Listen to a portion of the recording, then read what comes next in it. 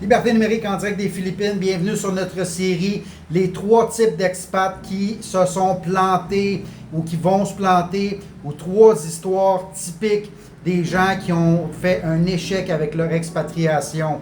Et sans plus tarder, on commence avec le premier prototype, le Gut Bar.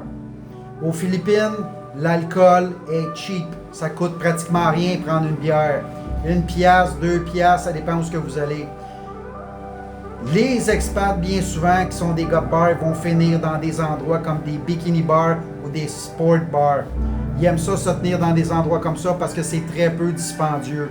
La plus grosse problématique avec ça, c'est que les gars développent leur vie dans ce genre de pattern-là. C'est facile ici, les bars sont partout. Il y a bien des bars qui ne ferment pratiquement pas non plus. Ça ferme aux petites heures du matin quand il n'y a plus personne. Il y a de l'accessibilité, c'est 7 jours semaine.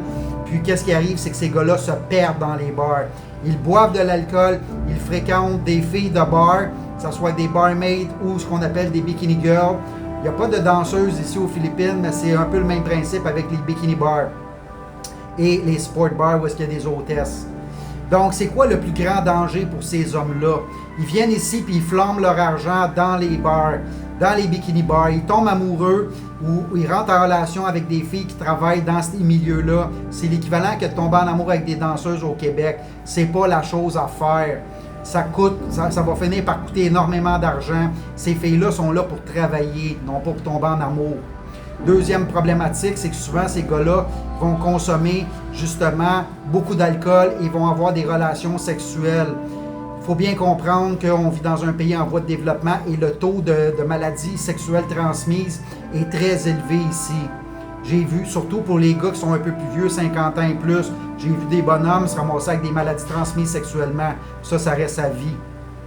Il y en a d'autres qui ont fait des enfants, ces filles-là. Il y en a d'autres qui ont ces filles-là qui ont déménagé chez eux et qui ont fini par tout ramasser l'argent. Si vous vous tenez dans les bars et dans ce genre de bar-là, vous courez après le trouble. Ensuite, il y a aussi le fait qu'ici, il y a très peu de contrôle sur l'alcool au volant.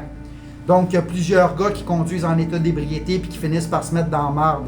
Que ce soit avec des accidents, que ce soit avec toutes sortes d'affaires. Il faut bien comprendre ici que la loi est très sévère quand tu te fais prendre. Il n'y a pas beaucoup de lois qui est appliquée, mais si tu te fais prendre, là, tu es dans la marde, puis les prisons philippines ne sont pas très agréables.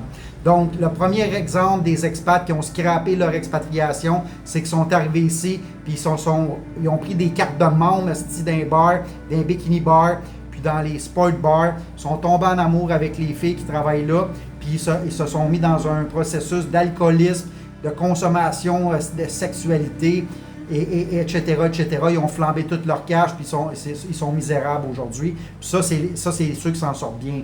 Les autres qui s'en sortent moins bien, ils ont pogné des maladies, ils ont fait des enfants, la fille a tout ramassé l'argent, etc., etc. Les gut bars, c'est à éviter à tout prix. Tenez-vous loin de ce genre d'établissement-là, c'est pas des endroits qui sont recommandables. C'est souvent la nuit, c'est là qu'arrivent les problématiques, les vols, etc., etc. C'est là qu'on entend les mauvaises histoires. C'est le premier exemple, les gut bars, à vous tenir loin des bars. Pour toutes les personnes qui songent à faire de l'expatriation ou une visite aux Philippines, veuillez venir sur liberténumérique.com où est-ce qu'on va pouvoir vous assister, vous donner du mentorat pour faciliter votre installation aux Philippines, votre projet d'expatriation et vous donner tous les conseils et les mises en garde très importantes justement pour s'assurer que vous ne vous mettez pas dans le trouble. Si vous êtes dans des relations avec des Philippinas, vous pouvez nous consulter aussi. On a une très longue expertise sur le domaine et on va vous aider à ne pas vous mettre dans les problèmes. liberténumérique.com